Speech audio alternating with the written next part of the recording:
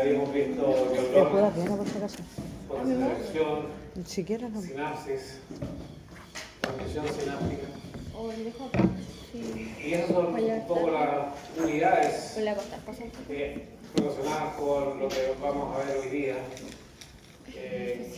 Vamos a ver primero reflejos y después vamos a ver sistema nervioso autónomo.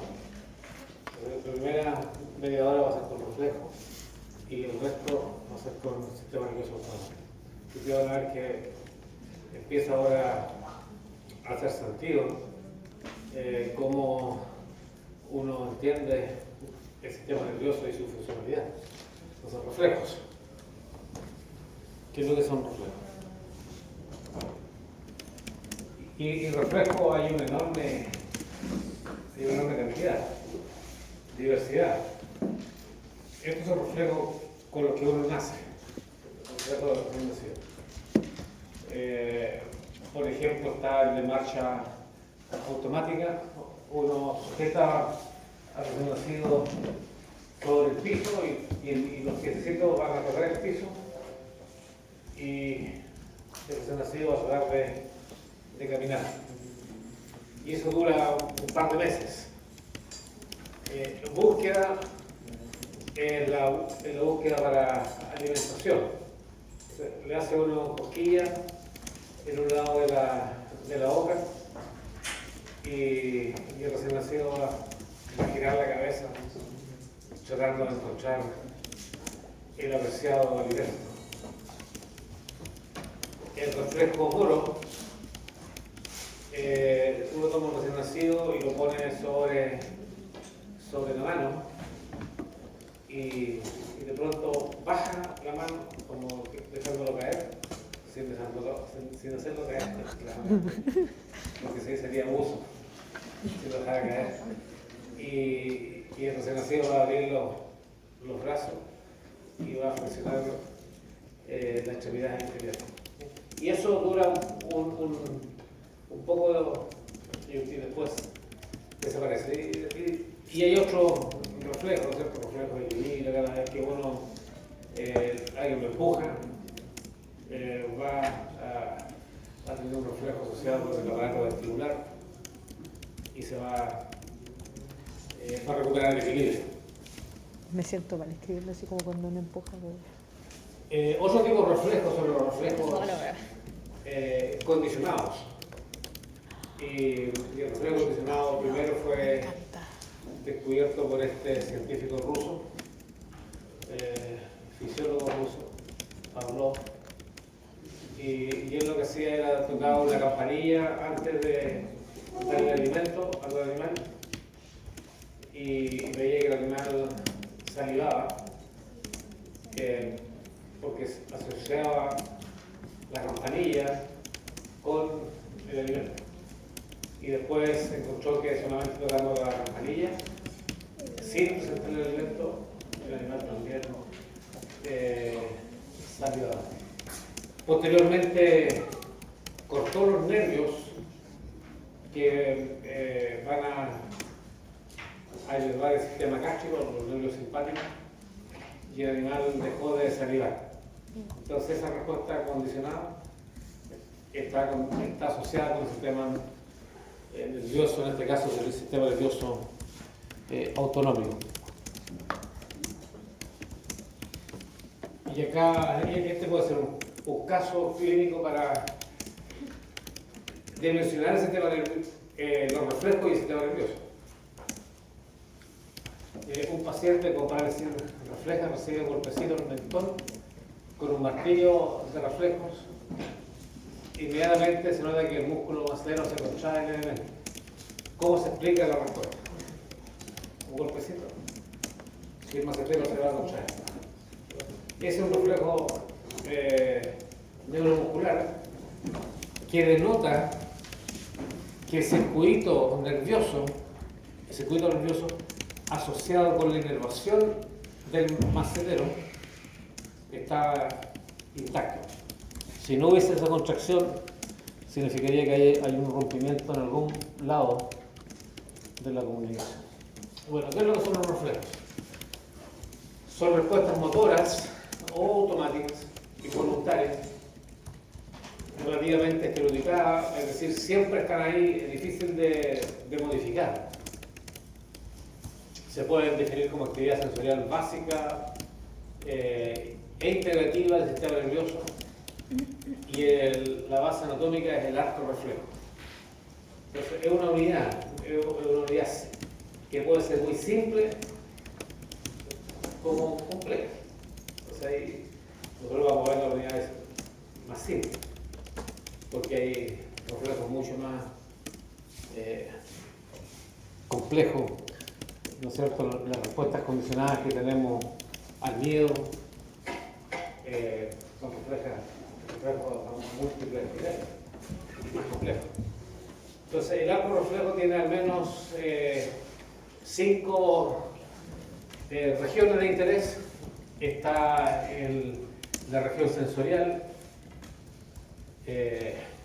donde hay receptores que detectan algún estímulo, y estos son receptores sensoriales, no son receptores moleculares, receptores sensoriales.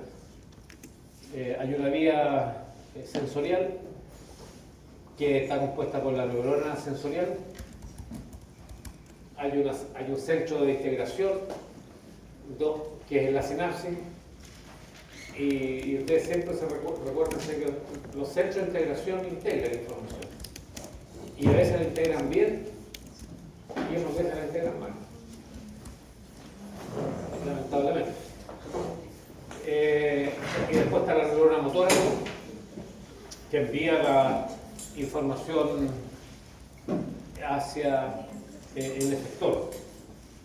Okay. Entonces ahí tenemos estas 5 regiones de interés. Hay reflejos somáticos y reflejos autonómicos. Cada vez que salivamos, es un reflejo autonómico. Y ese reflejo para ustedes es importante porque van a estar trabajando la boca, y dependiendo del nivel de salivación del paciente, puede hacerse más fácil o difícil la pega. Okay. Y los efectores de los reflejos autonómicos, músculo liso, cardíaco y glandular, también son notables. Porque nosotros somos hechos de músculo liso, cardíaco y glandular.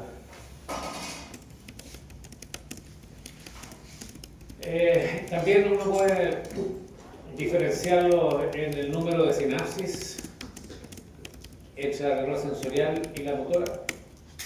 Y acá están los monosinápticos, los bisinápticos y los polisinápticos.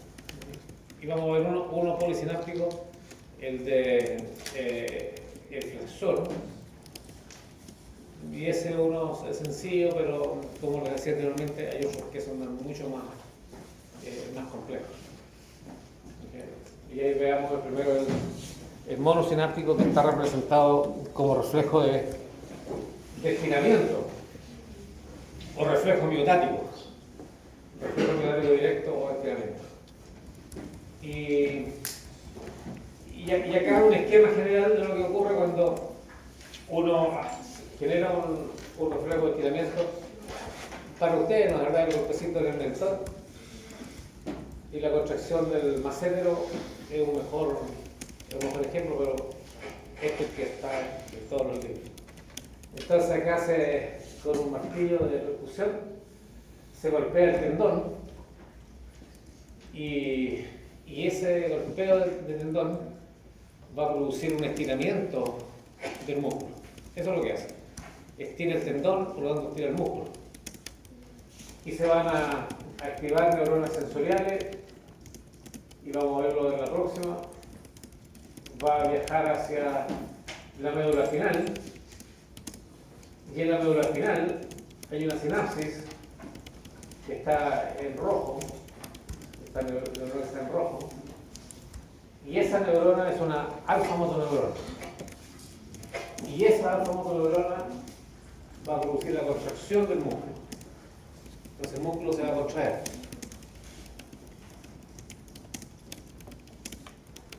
Ok, eso es suficiente, creo que es suficiente con lo que acabo de decir, porque después lo voy a asociar con otras cosas. Entonces, se estira el músculo, un receptor va a sensar ese estiramiento, esta neurona se activa, la sensorial, llega a la médula espinal, activa una alfa-motoneurona y esa alfa-motoneurona va a contraer el músculo.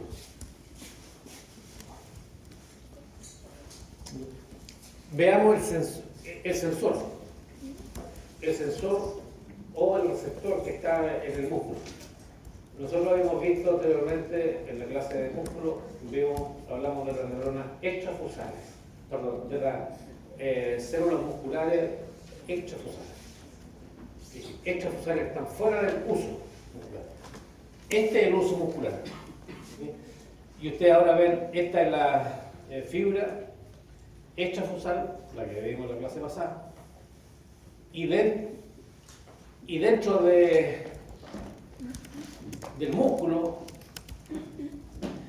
alrededor de fibras extrafusales, están estas estructuras que se conocen como uso muscular. Y el uso muscular es un receptor sensorial, que a su vez tiene fibras intrafusales, que son fibras musculares, pero son intrafusales y tienen todas las características de una fibra muscular. Se contraen, se elongan, etc. La diferencia es que son elongadas en los extremos, pero que tienen en el centro tienen un mayor volumen. No, acá. Están elongadas en el centro, pero tienen un mayor volumen. Y están, en ese mayor volumen, están rodeadas por una fibra sensorial. Y esa fibra sensorial se conoce como la fibra aferente 1A.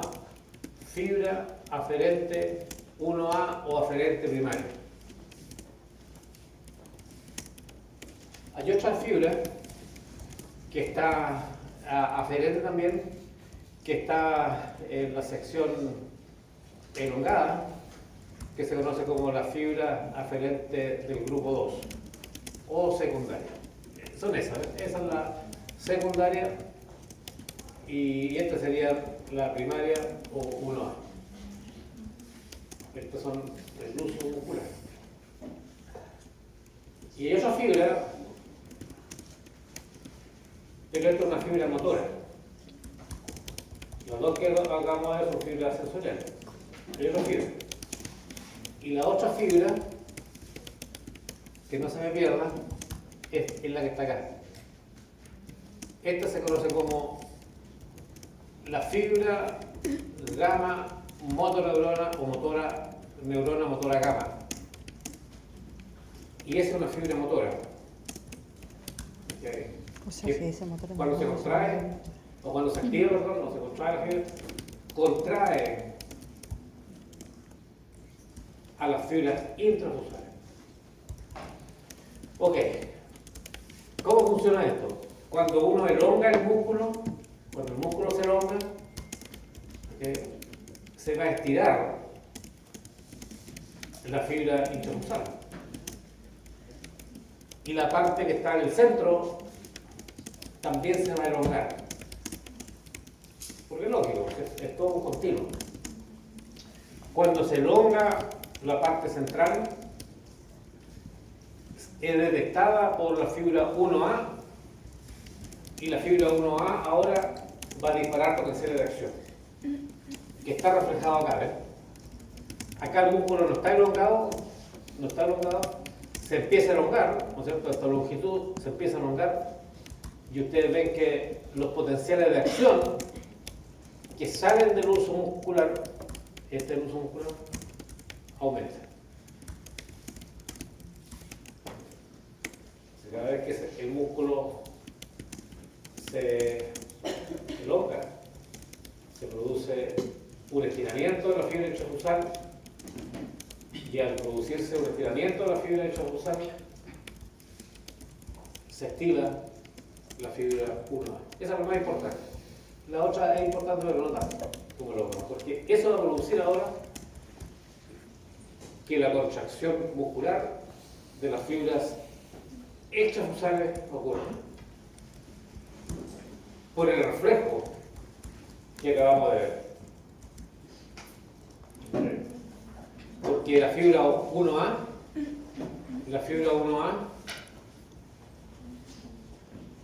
es parte del arco reflejo que va a llegar a la médula espinal y va a activar la alfa motoneurona que va a producir la contracción muscular. ¿Okay?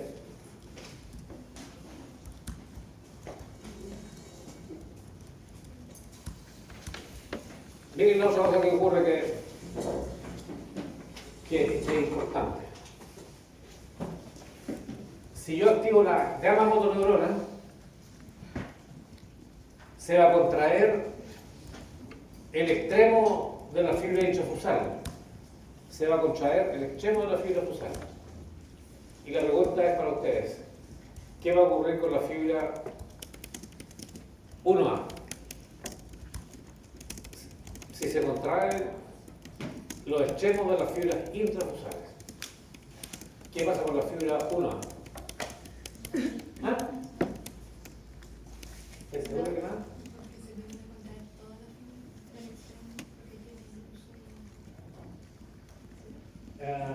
Algo hace. Y no es nada. ¿Qué pasa si se contraen los extremos de la fibra 1A? Perdón, que se contraen los extremos de la fibra intrafusal. ¿Qué pasa con la fibra 1A? Con la actividad de la fibra 1A. Aquí el caballero dice: yo creo que sé. ¿Qué cree usted que pasa? Salud. ¿Te decía? No, di.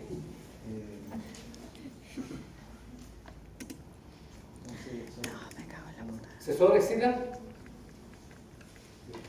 Ya me excito. Excelente. Excelente. Fue un carril, pero fue excelente. Nada, está bien, está fantástico. Lo que pasa es que se contrae, pero al contraerse se va a cortar. ¿Sí o no? Cuando se contrae, se acorta. ¿Qué pasa ahora con el centro de la fibra intrafusal? Se va a elongar. Se va a elongar. Y al elongarse, la fibra 1A va a disparar más potencia de reacción. Y por lo tanto, al disparar más potencia de reacción, la fibra sensorial 1A, el músculo se va a contraer. Se va a contraer más. ¿Ok? Tú no me creas. Eso es lo que ocurre. Eso es lo que ocurre en la parálisis cerebral. Ustedes seguramente van a ver a algunos pacientes que tienen parálisis cerebral. Y los pacientes los pacientes con parálisis cerebral tienen contracciones sostenidas de los músculos porque la fibra aferente gamma, la fibra motora gamma, está sobreactivada. Y lo mismo ocurre cuando uno tiene tensión. Cuando uno está estresado, el tono muscular aumenta porque la gamma motoneurona está más activa. Ok, eso entonces parte de el primer reflejo que corresponde al reflejo miocárdico directo. Se activa el uso muscular, dijimos la fibra 1A, la sensorial, que está acá, activa la alfa motoneurona y va a contraer el músculo extrafusal. Y resultamos con una contracción del músculo extra. ¿Sí? ¿Cuál era la 1A? La 1A es la neurona sensorial. Y esto refleja cómo uno usa este reflejo miotático. Le ponen un peso en la mano, se elonga el músculo y inmediatamente contrae. ¿Okay? Y acá está el esquema. Y este que me gusta más. Y me gusta más porque es más fácil de Visualizar. ¿no es cierto? Visualizar. Yo estoy de pie y estoy de pie porque mis gemelos, tengo gemelos, y el sóleo, ¿no, verdad? Está constantemente contraído porque la tendencia que tengo es irme de frente, ¿no, verdad? Como tengo una dedicación grande, me voy de frente. Porque esa es la tendencia. Todos tenemos la misma tendencia. Y lo que hacen los gemelos, porque se elongan, al elongarse se contraen. ¡Pum! Y al contraerse uno queda en posición bípeda. Esa es una buena representación. Si uno pierde la capacidad para censar el estiramiento de los gemelos, se saca la... Ustedes saben cuál es. Porque se pega un feroz golpe en el suelo. Ok. Y también el mecanismo de inhibición recíproca. Cada vez que yo contraigo el músculo, ¿cierto? En este caso el bíceps, para poder contraerlo, tengo que relajar en forma refleja el músculo antagonista, que es el tríceps. Para contraer el bíceps, tengo que relajar el tríceps. Y eso se realiza a través de una interneurona inhibitoria que está en la médula espinal. Y eso se conoce como inhibición recíproca. Inhibición recíproca. Por lo tanto, la inhibición recíproca utiliza dos sinapsis. El miotático es monosináptico y esta es bisináptica. ¿Por qué bisináptico? Porque la neurona sensorial que está detectando un aumento de actividad o una elongación tiene que enviar información al músculo contralateral inhibiéndola, es decir, hay dos sinapsis.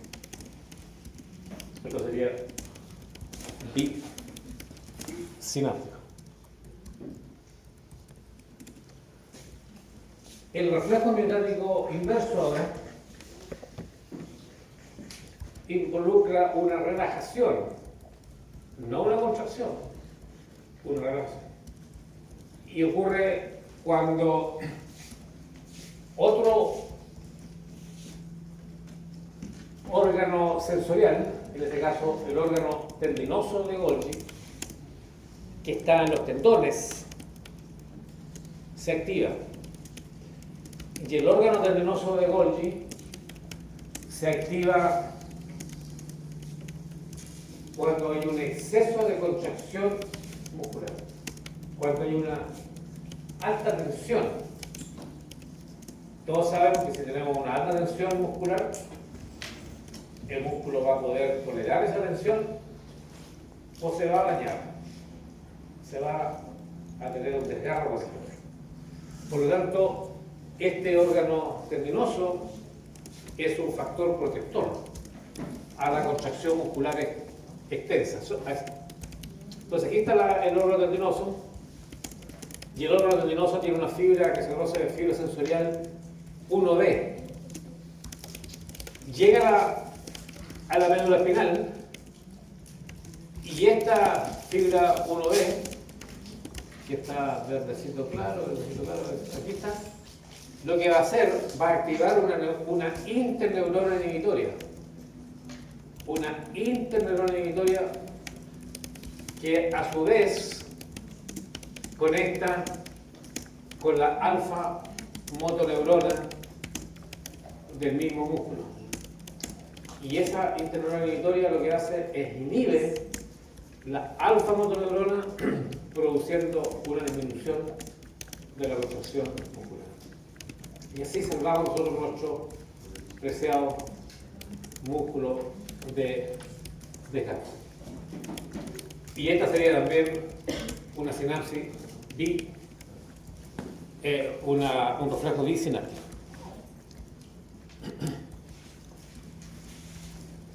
Reflejo flexor o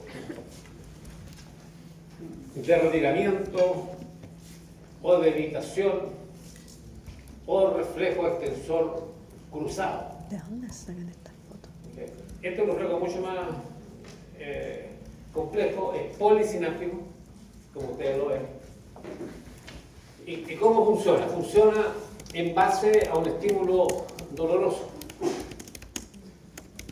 Este pie, no, ¿verdad? En este caso el derecho, tiene un dolor porque hay algo filoso en el piso. Inmediatamente se va a producir una flexión de la extremidad para retirarse del dolor. Por lo tanto, es un reflejo flexor. Músculos flexores se van a activar, músculos extensores se van a contraer. ¿No? Todo lo contrario. Extensores se van a inhibir, flexores se van a contraer. Y eso está controlado por la médula espinal. La información ahora va a cruzar al lado contralateral de la médula espinal. Entonces, por un lado yo estoy retirando, evitando el dolor, y por otro lado, la otra extremidad se está activando. Y para activar la otra extremidad tengo que cruzar la información del lado derecho al lado izquierdo. Es decir, más sinapsis involucradas, polisináptica y bilateral. Y acá va a ocurrir todo lo contrario. Los músculos extensores se van a activar y los músculos flexores se van a inhibir.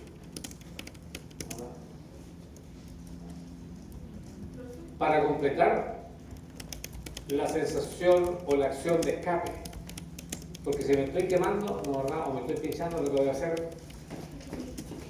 eso. Y al hacer eso, tengo que mantener la extensión de la otra extremidad, si no me caería. ¿Sí? ¿Ahí No otro? sé qué fue. No, está atrás. Atrás, Más atrás. Sí. ¿Quién dijo rojo? Ya, ok. Entonces, ustedes que un reflejo bilateral, flexión y extensión, tiene un gran nivel de divergencia. Acuérdense que hablamos anteriormente de divergencia.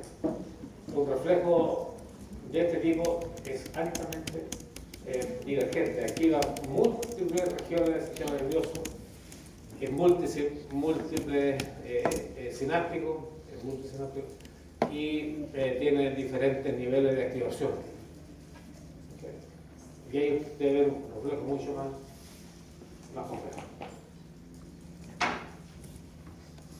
Pregunta acerca del reflejo. No, está sencillo. Ella. Digo yo. Díganlo más fuerte, por favor. En la extremidad que se está retirando, se inhibe. En la actividad que está ayudando al escape, se activa. Y lo mismo ocurre cuando uno se quema en la cocina. A ver. ¿Podría volver a explicar el reflejo anterior? Niotárquico inverso. Inverso, ok. El miotático inverso. El reflejo miotático clásico ocurre cuando el músculo se elonga. Al elongarse, el músculo se contrae. El inverso, miotático inverso, ocurre cuando el tendinoso de Golgi detecta que hay mucha tensión, mucha contracción en nuestro músculo a través del tendón. Al detectar que hay mucha tensión en el tendón, se activa la fibra 1B.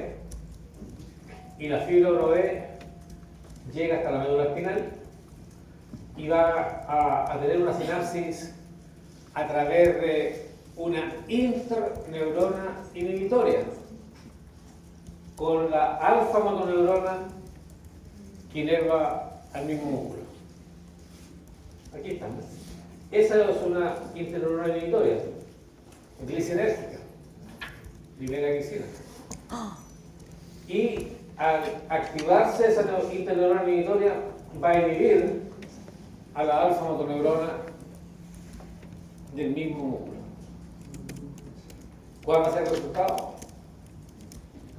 ¿Una contracción o una relajación del músculo? Una relajación del músculo. ¿No? Porque queremos relajar. Y eso es una respuesta involuntaria. Uno no la puede controlar, porque son reflejos. Y estos reflejos son reflejos involuntarios. Y la mayor parte de los reflejos son involuntarios. La Muy poco mayoría control. solamente. No todos, cerebral. la mayoría solamente. La mayoría son Involuntarios. Involuntarios. Pero eso significa que hay unos que son voluntarios. se pueden influir, o sea, pero poco, ¿no, verdad? Si tú, por ejemplo, el reflejo miotático, después de un par de golpecitos en la rodilla, uno intenta inhibirlo. Ah, eso se refiere a que la Claro. mayoría, pero no es como que Claro. sean voluntarios, que uno pueda hacer cosas para que se activen. No, No, tiene voluntario. que haber una respuesta. Puede Y hacer dice- cosas para que se forme la respuesta. Claro, ¿A eso se refiere? justamente. Ah, Ok. qué loco, ¿sí o no? Sistema nervioso es como el individuo aquí siempre calladito. El sistema nervioso autónomo pareciera ser mudo, pero no es tan mudo como uno cree que es.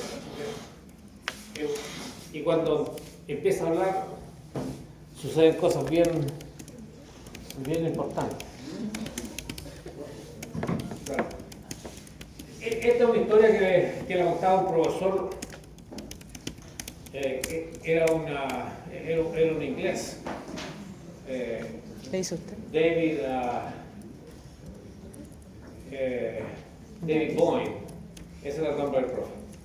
¿Cómo se...? Y contaba, esta es la historia que contaba el profe David Boyne, que me hizo clase había hace años atrás, y esto es. Entonces, contaba la historia de que nuestros antepasados siempre estaban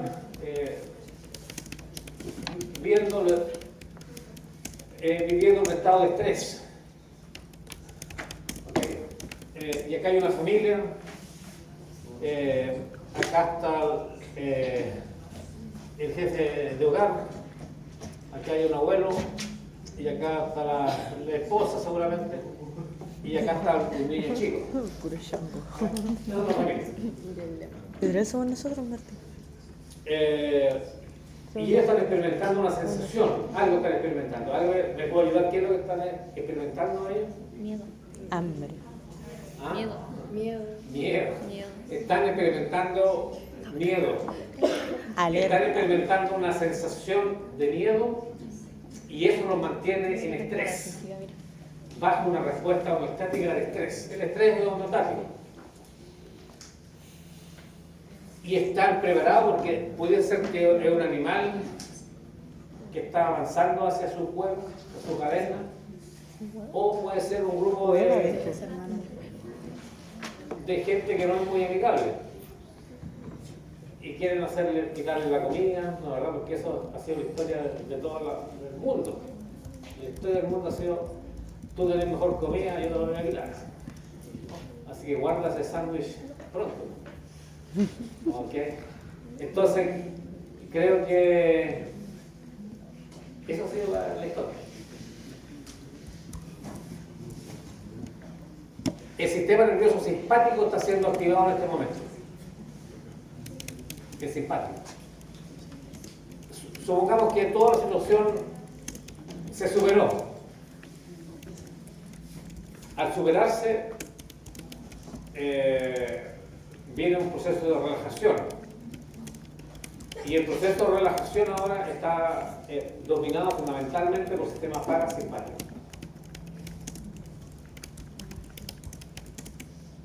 Durante la respuesta simpática, uno se prepara para pelear o para huir. No hay muchas más alternativas. Y durante la activación del parasimpático se prepara para comer y para multiplicar la especie. Y así somos nosotros también. Ok. Entonces, el sistema nervioso es amplio y tiene un lado que es autonómico, que está en verde, en esa flecha verde, con las dos divisiones, la división simpática y la parasimpática. Y uno está constantemente en ese balance.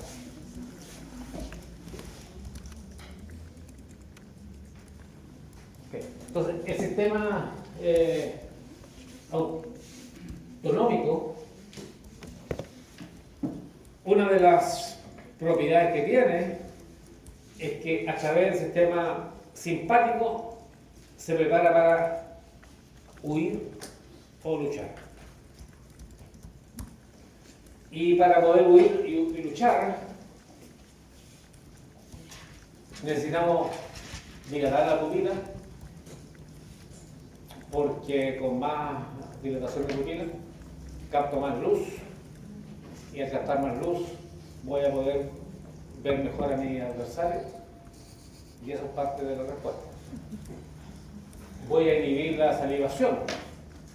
No quiero estar peleando y con la boca llena de saliva. Sería un problema. Voy a relajar los bronquios porque necesito tener más ventilación. Y al relajar los bronquios me entra más aire y voy a poder captar más oxígeno.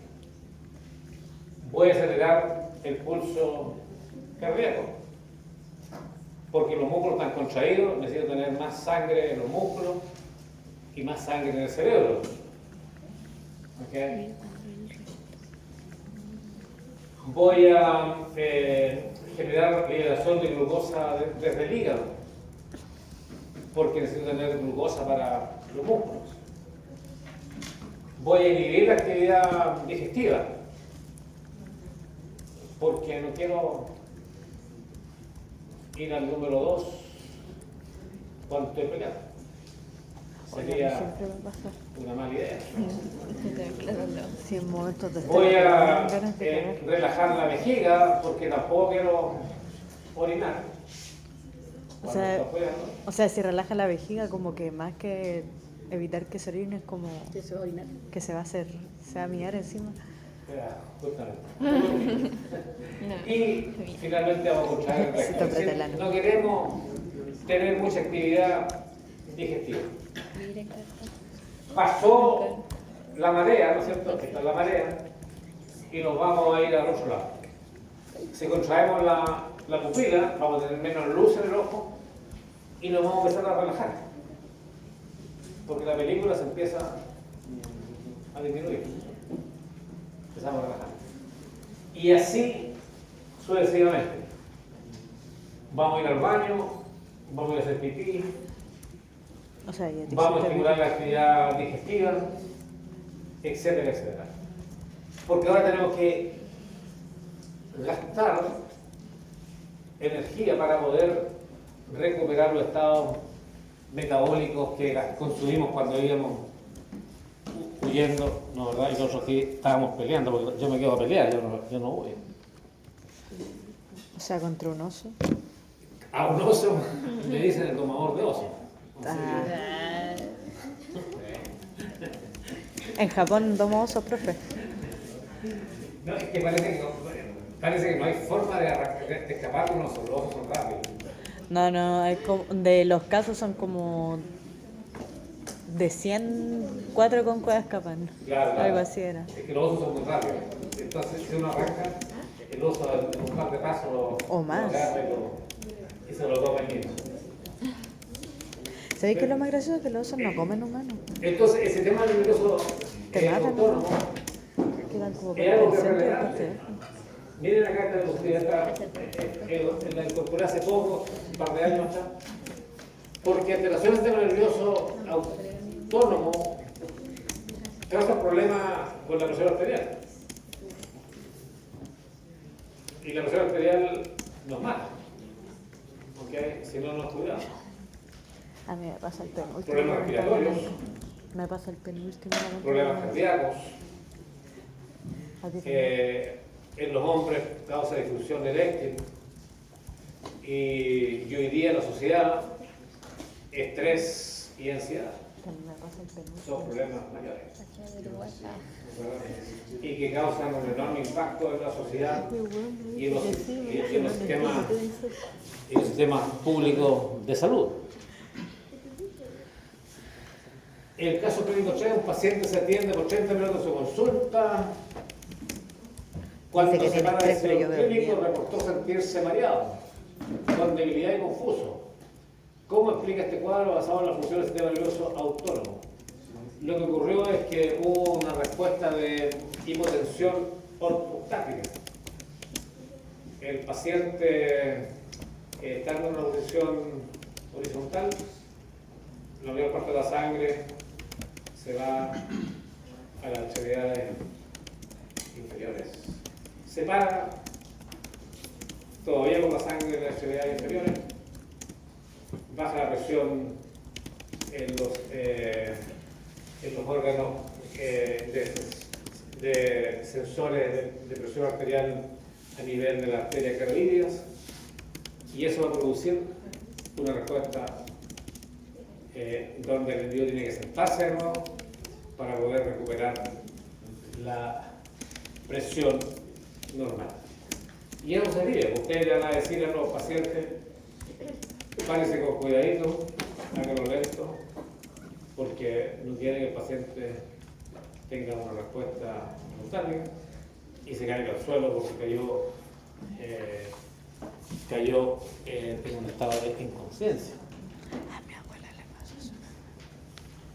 El sistema somático tiene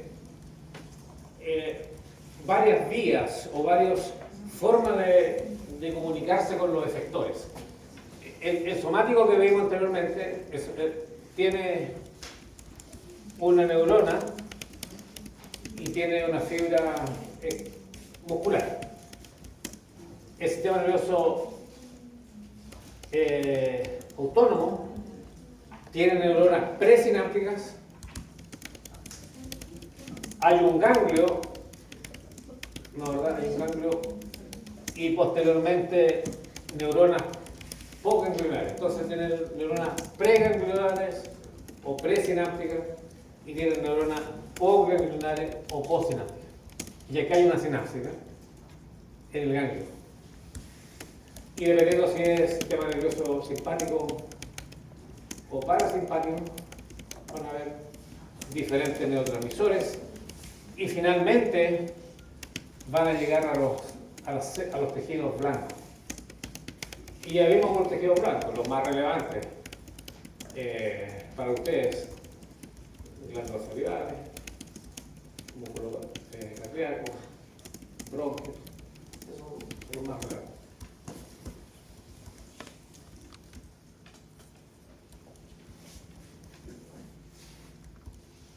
Esto enfatiza de nuevo que la vía motora tiene neuronas presganglionares, postganglionares, y el ganglio mismo está fuera del sistema nervioso central, está en las cadenas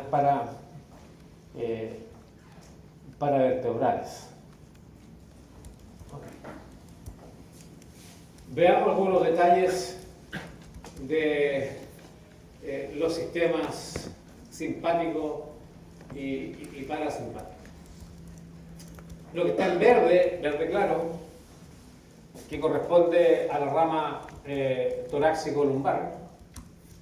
Torácico-lumbar, ¿ven? Torácico-lumbar, en verde claro, en la vía simpática. Y la vía simpática tiene una neurona preganglionar, que es una neurona colinérgica, libera acetilcolina, colinérgica. ¿Y dónde la libera? En el ganglio, en este caso el ganglio simpático. Y posterior a esto hay una neurona postganglionar que libera norepinefrina en el efector. Eso es la mayor parte de las células, pero hay alguna diferencia que lo vamos a ver más adelante. Y también una parte del simpático va a inervar la médula adrenal. ¿La médula de qué? Además, Ah, Médula adrenal. Y la médula adrenal me entendí mal. lo que libera es una glándula endocrina. Lo que va a liberar va a ser epinefrina, mayoritariamente epinefrina. Entonces, cuando se activa el sistema simpático, también va a activar el sistema endocrino, porque la adrenal es parte del sistema endocrino.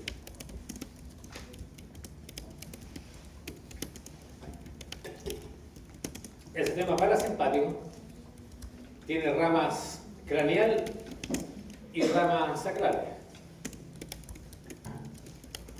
de ubicación anatómica. ¿Cómo? La ubicación anatómica del sistema parasimpático es craneal, por un lado, y sacral. Las neuronas preganglionares liberan también acetilcolina, pero las neuronas postganglionares liberan ahora acetilcolina. Entonces, esa es una diferencia con el simpático. El simpático libera noradrenalina y el parasimpático acetilcolina en los efectores.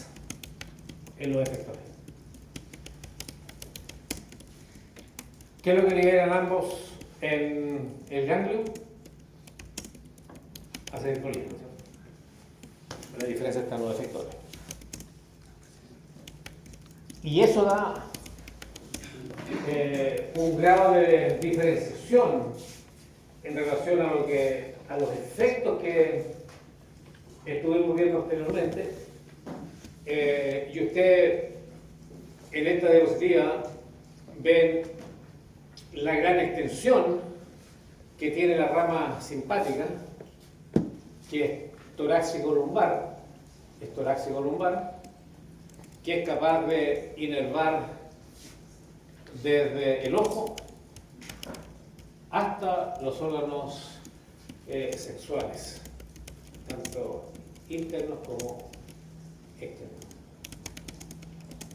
Porque cuando se activa el sistema nervioso simpático, se activa todo nuestro organismo. Es una diferencia importante con el sistema parasimpático. Cuando se activa el simpático, se activa todo nuestro organismo. Incluido, no está acá, incluido el cerebro. pero uno tradicionalmente no considera el cerebro como parte del sistema simpático, pero sin lugar a duda que hay receptores a norepinefrina en el cerebro que se activan durante el proceso de activación del simpático. Acá quiero mencionar, bueno, acá se mencionan varios elementos que ya mencioné. Dijimos que el sistema simpático libera casi exclusivamente noradrenalina en los efectores, con excepción de un par de efectores. Las glándulas sudoríparas y algunas fibras simpáticas que tienen los vasos sanguíneos en el músculo no liberan noradrenalina, liberan acetilcolina. Esa es una de las diferencias que se pueden destacar. Esa es la excepción. El simpático en el efector libera en el 95% libera norepinefrina. En el restante, que son las glándulas sudoríparas y fibras simpáticas en vasos sanguíneos del músculo, libera acetilcolina. De nada. Esa es la diferencia.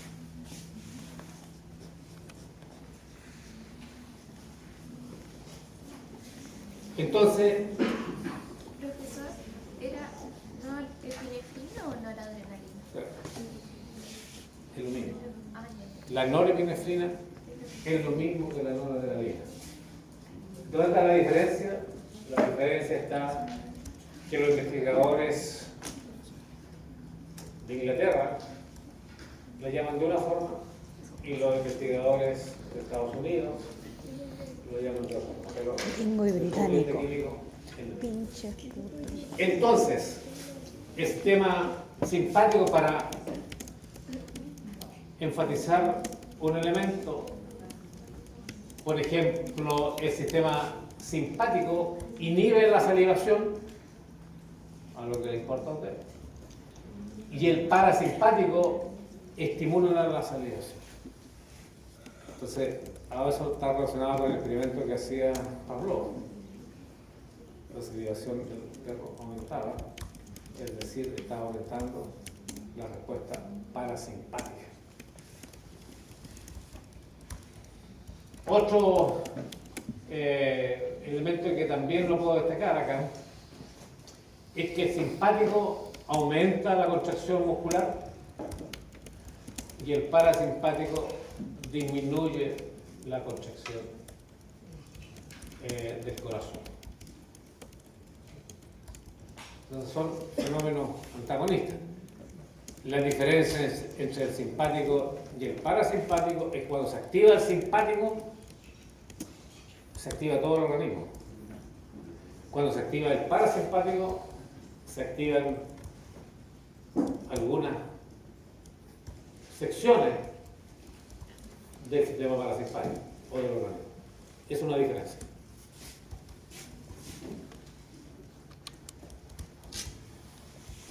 Y parte del sistema simpático está dada por la médula adrenal, ¿cierto? La médula adrenal que está sobre el riñón. La médula adrenal recibe acetilcolina desde la neurona preganglionar, y esa acetilcolina produce la liberación de epinefrina, y la epinefrina llega a los vasos sanguíneos y se convierte en una respuesta hormonal a todo nuestro cuerpo. Por eso es que la estimulación simpática es global. No hay estimulación simpática que no sea global, ¿sí? Una pregunta, acetilcolina, ¿cuándo sé cuándo va a liberar óxido nítrico y cuándo va a liberar norepinefrina? Va a depender de qué receptor activa. Lo vamos a ver quizás un poquito más adelante. Ok. Entonces, el sistema simpático va a activar receptores adrenérgicos. Y los receptores adrenérgicos pueden ser receptores de tipo A, o de tipo B, o tipo alfa y beta. ¿Cierto? Alfa y beta. Acetilcolina en el efector va a activar receptores muscarínicos.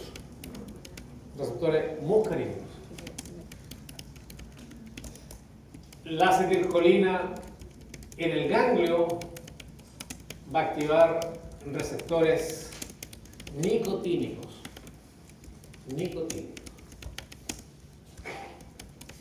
¿Por qué creen ustedes que se llaman receptores nicotínicos?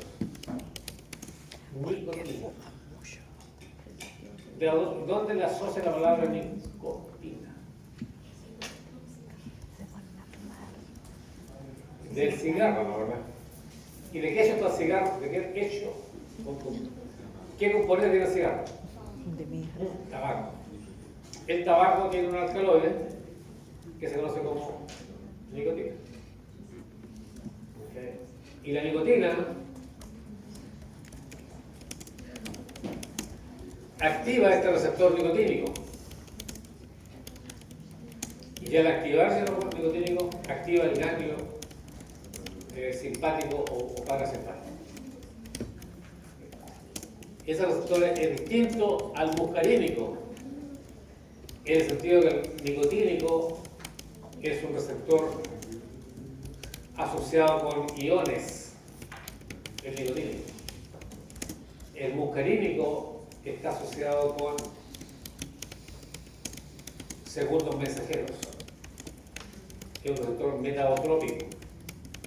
¿Okay?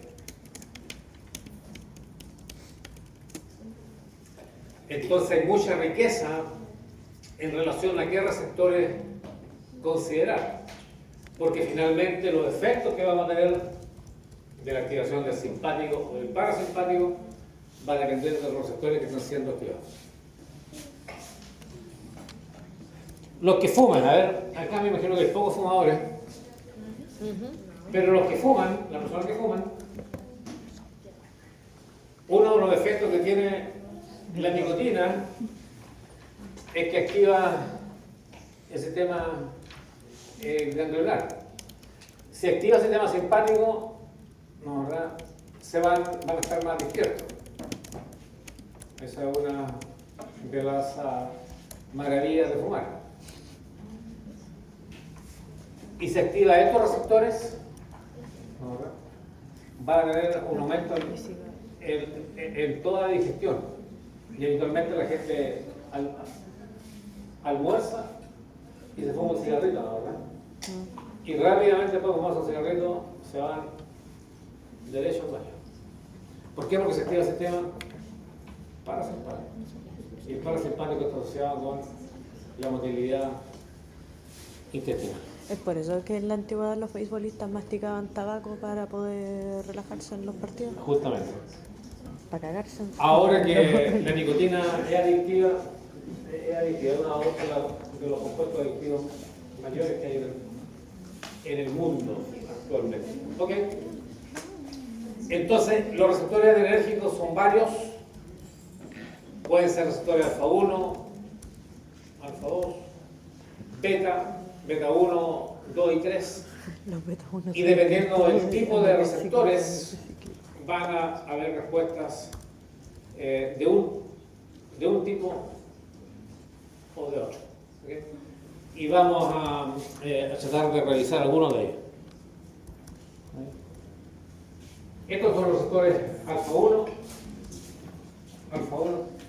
Los receptores alfa 1 son receptores metabotrópicos, ¿no es cierto? Metabotrópicos, es decir, están asociados con la activación de proteína G por un lado, y con el aumento de calcio, y también se produce la activación de una proteína quinasa, la proteína quinasa C. Para dar un ejemplo, receptores de tipo alfa 1 están ubicados en el músculo liso. Músculo liso que pueden estar en el intestino o pueden estar en los vasos sanguíneos. Ahí hay músculo liso. Si aumenta el calcio en el músculo liso, ¿qué va a ocurrir? Se va a producir una contracción muscular. ¿Ok? Una contracción muscular. Eso es lo fondo. Veamos los receptores beta 1 o beta 2. Estos receptores se encuentran en el músculo cardíaco. Músculo cardíaco. También en otras regiones, pero pensemos en el músculo cardíaco. Receptor beta 1, también un metabotrópico, activa proteína G, y esa proteína G van a activar la adenosiclasa. Esa adenosiclasa va a generar AMP cíclico. El AMP cíclico va a activar proteína quinasa, en este caso proteína quinasa A. Esa proteína quinasa van a fosforilar un receptor de calcio, un canal de calcio, que lo vimos anteriormente, y también va a fosforilar este canal iónico receptor, que lo conocíamos como receptor de rianodina. Por lo tanto, lo que va a ocurrir es que el calcio va a aumentar. Y al aumentar el calcio en el músculo cardíaco, se va a producir una contracción muscular. Entonces, ¿y qué es lo que activa este sistema? Es el sistema simpático, por ejemplo. Entonces, por ejemplo, la noradrenalina, dependiendo de qué receptor active, puede producir contracción del músculo liso, alfa 1, también puede producir inhibición de la liberación del neurotransmisor, el alfa 2, entonces el alfa 2 tiene un efecto más inhibitorio, alfa 1 tiene un efecto excitatorio, alfa 2 tiene un efecto inhibitorio, inhibe la liberación del neurotransmisor y también inhibe la contracción del músculo liso. Y los receptores beta tienen un efecto estimulatorio a través del aumento de AMP cíclico. Va a depender de la ubicación del receptor para producir contracción o relajación. Por ejemplo, los receptores beta 1 en el músculo cardíaco van a producir contracción muscular.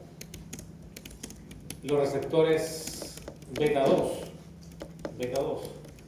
en los bronquios van a producir relajación. Y en el hígado van a producir lo que se conoce como la glucogenólisis, donde el glucógeno se convierte a glucosa. Y esto lo ocurre en el hígado. Se activa el receptor por adrenalina o noradrenalina. Se va a producir cambios en el calcio intracelular. Y finalmente, glucosa se va a liberar hacia el torrente sanguíneo, porque durante la respuesta de estrés necesitamos tener mucha glucosa en los vasos sanguíneos, en los órganos. ¿Sí? ¿Eran las betas que hacían gluconeogénesis? Beta. Entonces, este es un listado que resume lo que dije y no lo voy a repetir de nuevo, pero sí nos empieza a introducir a los receptores muscarínicos. Hasta ahora hemos visto los receptores adrenérgicos. Ahora vamos a ver los receptores muscarínicos. La activación, por ejemplo, la activación de receptores muscarínicos en el corazón, en neurona o en el músculo estriado cardíaco, lo que va a producir es una relajación, contrario a lo que produce la estimulación simpática.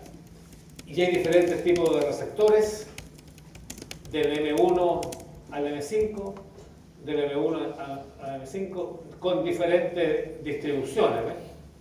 Por ejemplo, el M2 está en el corazón, el M3 en el músculo liso, y los otros están bastante distribuidos en el sistema nervioso central. Entonces, dependiendo del tipo de receptor muscarínico, pueden haber, por ejemplo, el M2 y el M4, que es parte de la misma familia. Lo que va a ocurrir acá es que en el corazón se puede activar una corriente de potasio o puede disminuir una corriente de calcio. Ambas respuestas, un aumento de potasio o una disminución de calcio, va a producir una inhibición de la contracción muscular cardíaca. Por lo tanto, acá se dice hay una inhibición cardíaca.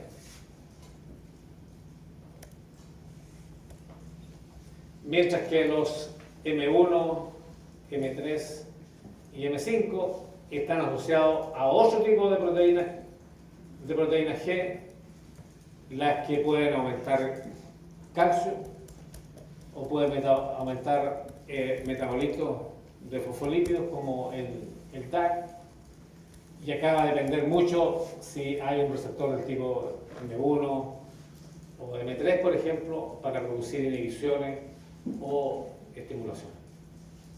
Entonces va a depender mucho del tipo de receptor que está en una célula en particular.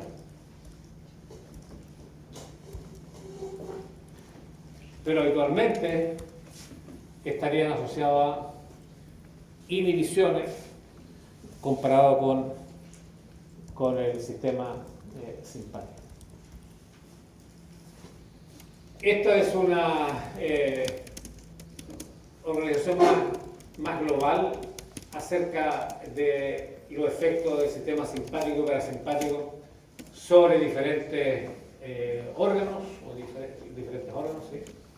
Y ustedes ven que prácticamente son bastante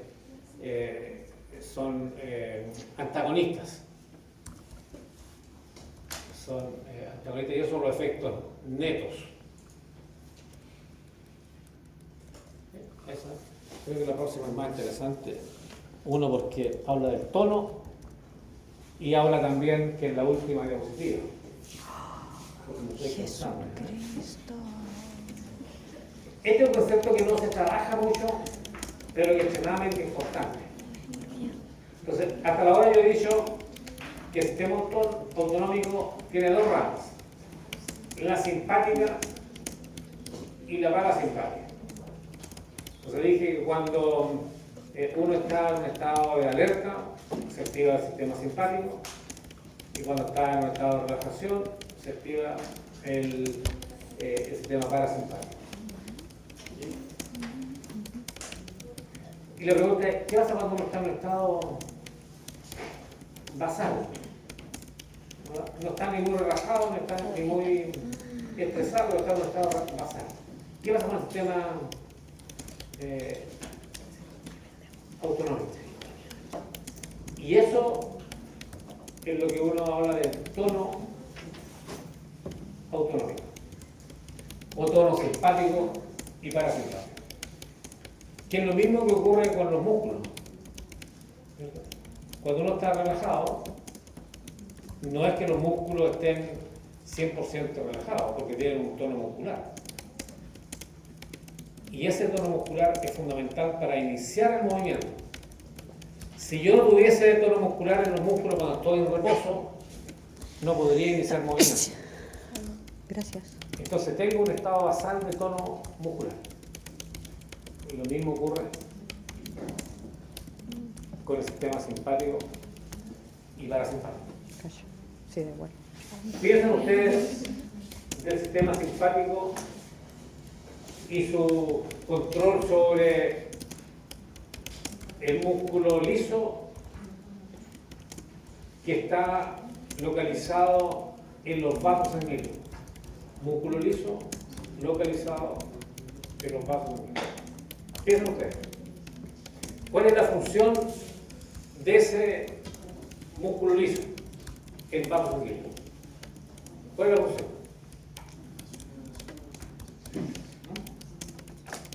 ¿Cuál será la función? Por un lado está nervado por el simpático y por otro lado está nervado por el parasimpático.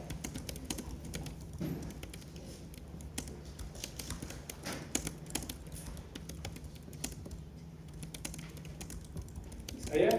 Podría ser contraer y dilatar. Contraer para aumentar la presión del flujo sanguíneo y dilatar para que más rápido. Por ahí va la otra. En reposo tenemos que tener un tono vascular. Y ese tono vascular tiene que estar en un punto medio. No tiene que estar ni muy bajo ni muy alto. Entonces, bajo y alto, tiene que estar en un punto medio.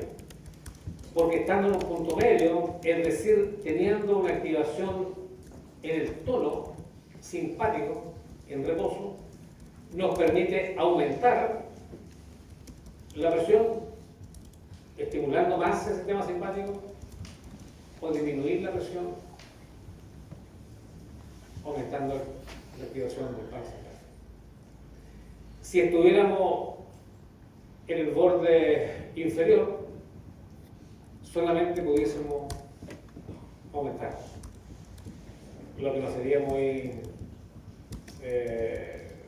saludable, porque la única posibilidad sería aumentar. Y sería también todo lo contrario si estuviésemos en el borde superior, es decir, con una presión arterial alta.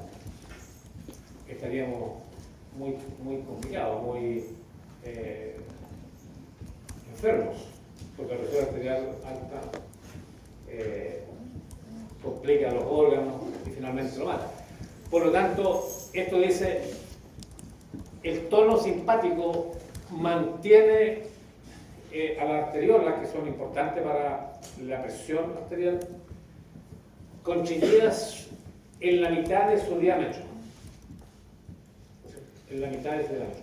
Por lo tanto, pueden contraerse o pueden dilatarse. Entonces, normalmente tenemos un tono simpático que nos mantiene en esa condición. Y a nivel parasimpático, también tenemos ahora un tono parasimpático. Porque ese tono parasimpático nos permite, de nuevo, aumentar o disminuir. Y tener un tono parasimpático en el intestino es súper relevante, porque si no estaríamos sufriendo de constipación extrema, lo que sería muy problemático, porque estaríamos enfermos, tendríamos dolores, etc. Por lo tanto, el sistema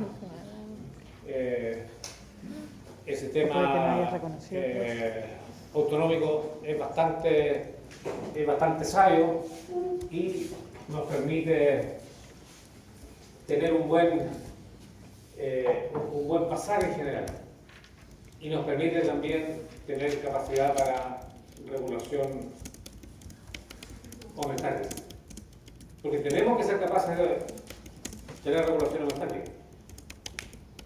estamos en condiciones basales, podemos aumentar nuestras funciones o podemos disminuirlas. Y eso es fundamental. ¿Okay? ¿Alguna pregunta?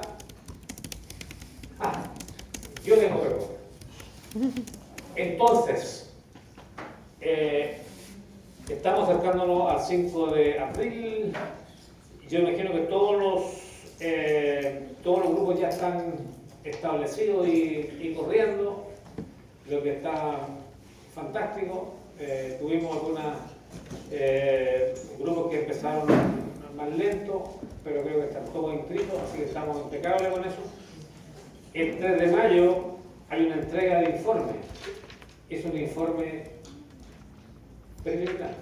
Dice acá un borrador. Y en ese caso el profesor guía.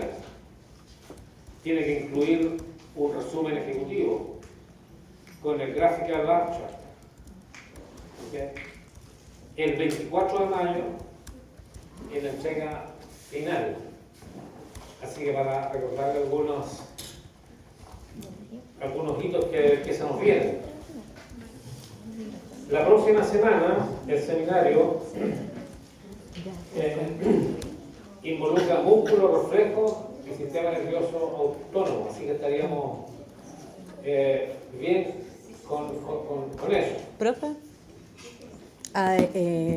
muchos que tienen la duda porque hasta ahora solamente sale en el syllabus que el certamen es la semana del 22. Yes, indeed.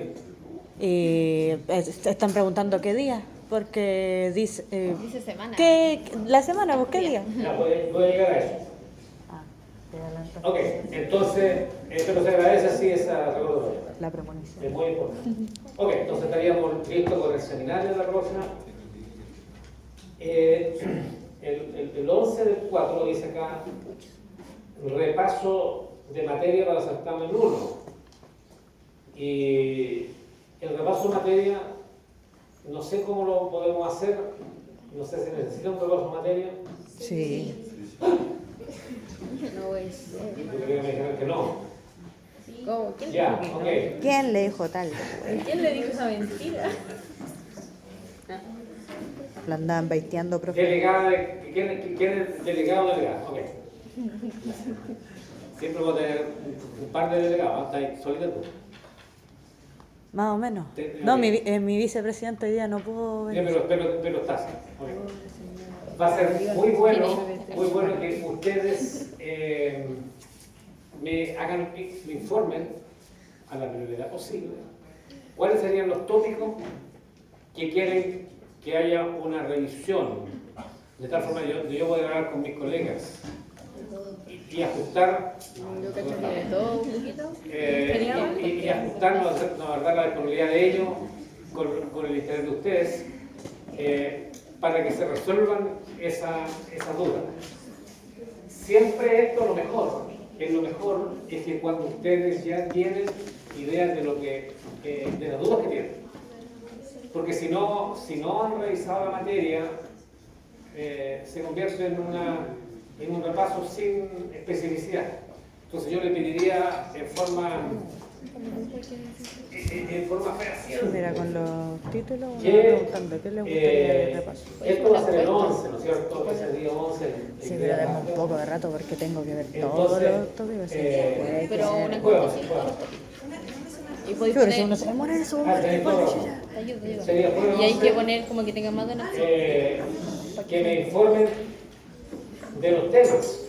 Entonces así voy a poder hablar yo con los profesores encargados de los temas.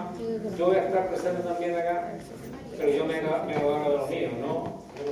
Porque así son los profesionales. Ok, así quedaríamos impecables.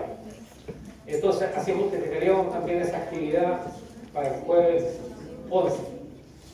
Que me lleva al otro tema. Ok. La semana siguiente no vamos a tener, de acuerdo a mi calendario, seminario. Ustedes ven el calendario. Ah, profesor, El 15 acá dice no hay estudios independientes. el 15 dice. Entonces, ese estudio, el lunes y martes, habría estudios independientes. Pero ese estudio independiente no es para que ustedes estén en la playa. Bartoleando. Ese estudio independiente es para que ustedes trabajen en los trabajos bibliográficos. Porque vamos a ser rigurosos con la entrega de los trabajos, de los borradores del trabajo bibliográfico Del 5 en de la mayo. fecha determinada. Ese es el compromiso. Es decir, aquí no van a haber grupos que van a decir, no, profe, yo no voy a entregar esos demás. No. El compromiso es que como ustedes tienen el trabajo, estudio independiente, se juntan como grupo, donde sea, puede ser abajo un árbol, en la cafetería, donde sea, pero trabajan Profe, Espera, ¿Usted podría subir alguna rubrica para enviar el borrador, para así como tener consciente de lo que ustedes o por último la rubrica final? eso estaría bastante genial. Quiero que lo tengo, está en la documentación que subí a comienzo de semestre. Está en el campo. Está. Y un borrador es un borrador, es una narrativa cercana a lo que va a ser el final del trabajo. Profe, Si es el final, mejor, pero decimos borrador. hay mucha gente que también tiene dudas acerca de las notas de los seminarios, porque No han subido ninguna. como no tenemos ninguna, hay muchos que tienen la incertidumbre de cómo voy, en qué tengo que repasar más, y creo que las notas les servirían mucho para poder ver los tópicos que quieran repasar antes del certamen. Sí, eso es verdad. Me está anotando sin cuenta menos 40 puntos. Ya, entiendo eso de los temas de los seminarios. Y ahí hemos tenido ahí algunas situaciones. Oh, no. Pero van a salir lo antes posible. Eso. Entonces con eso teníamos listo, vaya todos los